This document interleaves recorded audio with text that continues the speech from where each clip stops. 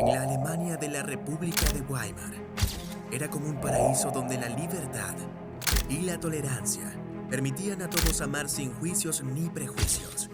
Pero todo cambió con la llegada de las sombras del nazismo. Los homosexuales que una vez habían encontrado un lugar de aceptación se enfrentaron a la opresión, la cadena penal y la detención en campos de concentración y exterminio. Se estima que unos 15.000 hombres homosexuales fueron enviados a campos de concentración y se calcula que entre 3.000 y 9.000 murieron o trabajaron hasta la muerte, obligados a llevar un triángulo rosa para señalarlos como los más bajos de la población del campo. Este símbolo ha sido reivindicado y ahora es un signo de orgullo. Quizás sea útil empezar por la situación que Alemania antes había vivido en el ascenso del nazismo. Tras la derrota en la Primera Guerra Mundial, el periodo conocido como la República de Weimar se consideraba una época progresista y segura para los homosexuales.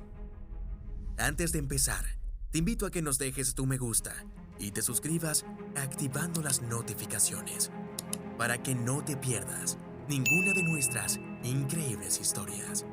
Ahora sí, comencemos.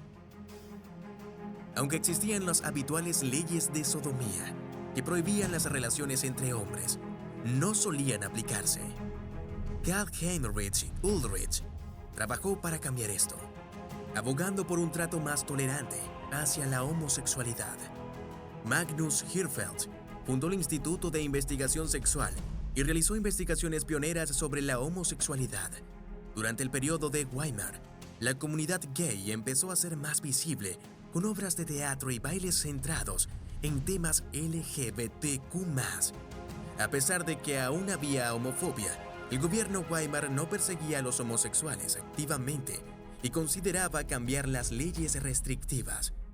Pero la llegada del nazismo cambió todo esto, ya que uno de sus principios era promover la raza aria. Para los nazis, la homosexualidad masculina era vista como una amenaza a la pureza racial y considerada inmoral. No solo se veía como un delito, sino también como una traición racial imperdonable. A diferencia de esto, las lesbianas no eran una preocupación principal para los nazis, ya que su sexualidad no era reconocida como válida. Se esperaba que todas las mujeres cumplieran su deber reproductivo. La importancia de la reproducción era fundamental para el nazismo. Sin embargo, en su persecución contra los hombres homosexuales, las mujeres lesbianas también sufrieron. Al tomar el poder, los nazis buscaron eliminar cualquier organización LGBTQ+. El 6 de mayo de 1933, los nazis, junto con estudiantes, atacaron y destruyeron el Instituto de Investigación Sexual, quemando libros y saqueando el lugar. Las publicaciones LGBTQ+ fueron prohibidas y sus miembros se enfrentaron a detenciones. Ante la amenaza, muchas organizaciones decidieron destruir sus registros y disolverse.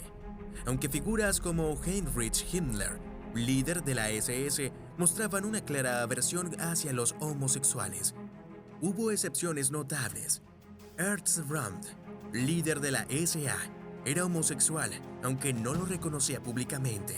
Su principal interés era desafiar las convenciones morales tradicionales, más que su orientación sexual. La revelación de Röhm con la SA y sus ambiciones revolucionarias preocupaban a los líderes nazis. En la noche de los cuchillos largos, Hitler ordenó la ejecución de Röhm y otros opositores, utilizando la homosexualidad de Röhm como pretexto para justificar su eliminación. Tras el incidente, la SS de Himmler ganaron poder y prominencia, jugando un papel crucial en la purga y consolidando su influencia en Alemania. Este evento marcó un giro hacia un régimen nazi más autoritario y centralizado, con las SS emergiendo como una fuerza dominante en el país.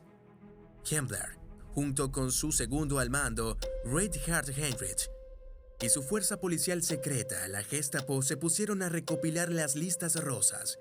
Se redactaron nombres de hombres sospechosos y condenados por homosexualidad. En 1934 aumentaron las detenciones de homosexuales y las redadas en clubes y bares. Los arrestados solían declararse culpables de actos no contemplados en el Código Penal.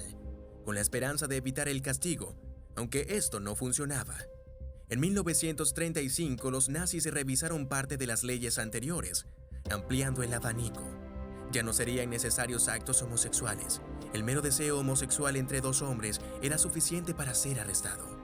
Algunos hombres fueron condenados en virtud de esta nueva ley por abrazarse o por otros actos mundanos que los nazis consideraban degenerados. Bastaba con vestirse de una forma considerada diferente. Esta expansión también incluía a quienes desafiaban las normas de género. Al año siguiente, hubo un aumento significativo en las detenciones de homosexuales por denuncias, llegando a un pico. Se estima que un tercio de los 100.000 detenidos fueron arrestados tras ser denunciados. Estas denuncias podían surgir por motivos tan superficiales como la forma de caminar o vestir de alguien, reflejando prejuicios personales o descontento. Sin embargo, las denuncias contra lesbianas raramente resultaban en detenciones, ya que la ley nazi no las criminalizaba directamente.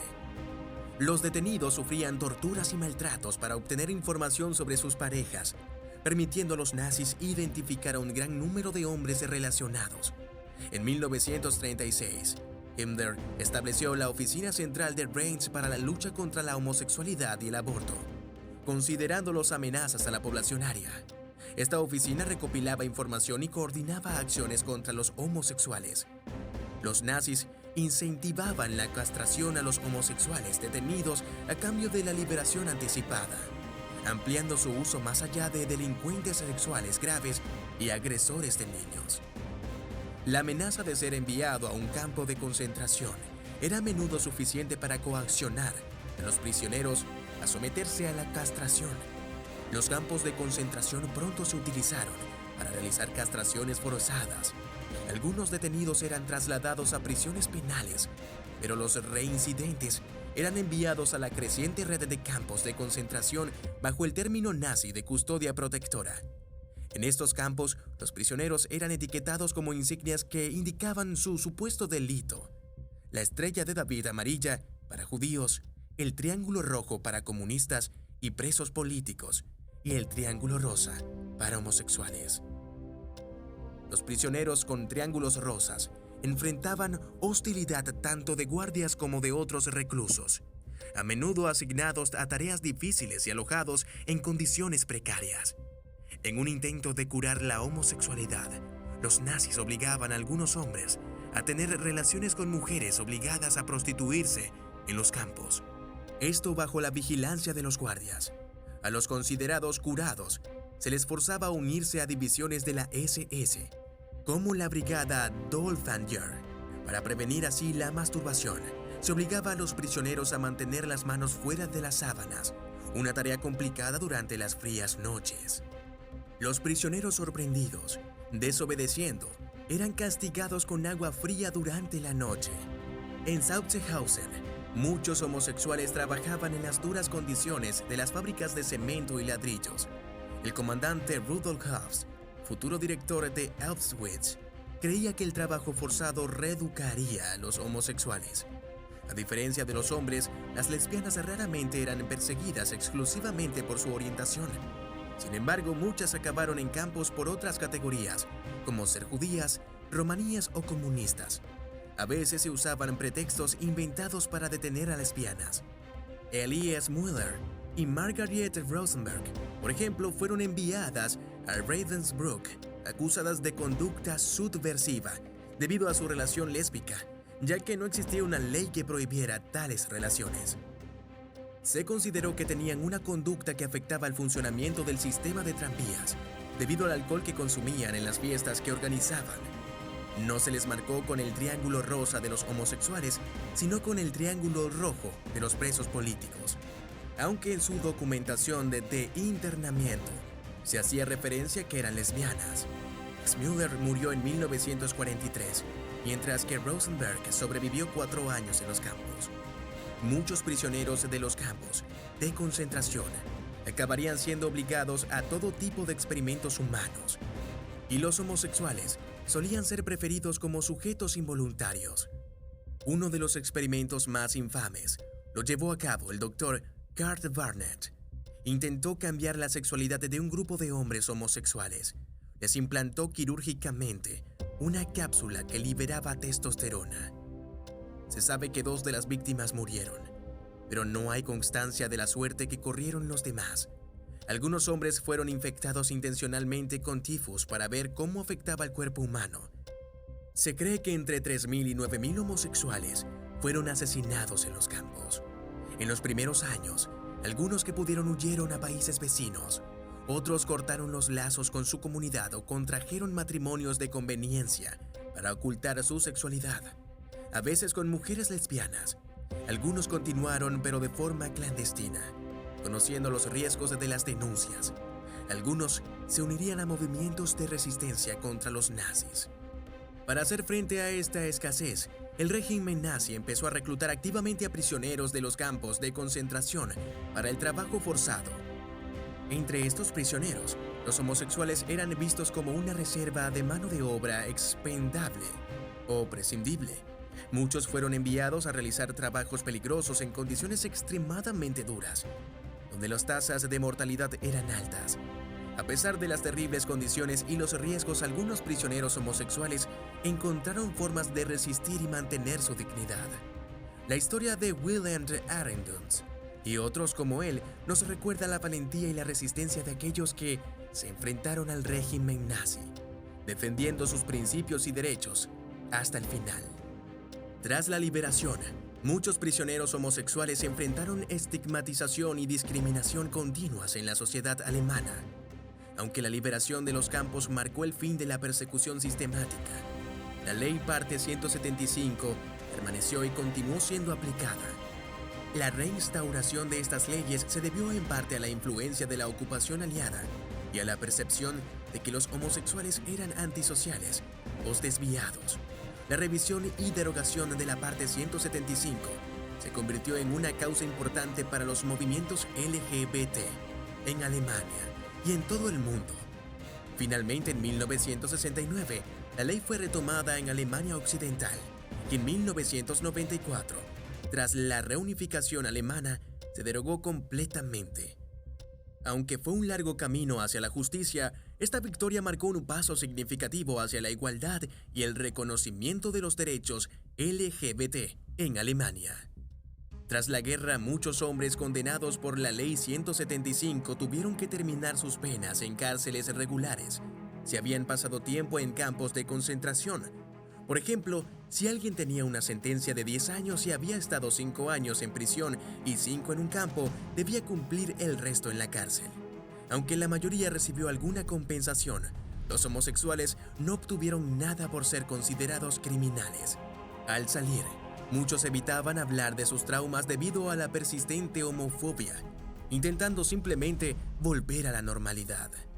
Muchos destruyeron los registros o documentos que poseían, incluida la destrucción del triángulo rosa que les obligaba a llevar. Se ha escrito uno de los pocos relatos de un superviviente homosexual, un libro con el nombre de Los Hombres del Triángulo Rosa, de Heinz Heger. No sería hasta 1985 cuando los homosexuales fueron reconocidos por primera vez por Alemania Occidental como víctimas del nazismo. Para el 40 aniversario, el presidente federal Richard von Weizsäcker enumeró muchas víctimas del régimen nazi, mencionando a los homosexuales. No fue hasta 2002 cuando finalmente se anularon todas las condenas del artículo 175, pero hubo que esperar 15 años más para que se indemnizara a las víctimas homosexuales. Se han creado varios monumentos conmemorativos de las víctimas homosexuales del régimen nazi. El Triángulo Rosa es ahora un símbolo de orgullo gay. Se usa principalmente para destacar la opresión sistemática. Aunque los homosexuales no fueron las víctimas más numerosas del régimen nazi, su persecución es un recordatorio crucial de los peligros de deshumanizar a cualquier grupo. La devastación de vidas y comunidades homosexuales por los nazis es una parte importante de la historia que no debe ser olvidada. Gracias por llegar hasta aquí. No te olvides de dejarnos tu me gusta y suscribirte. Hasta la próxima impactante historia.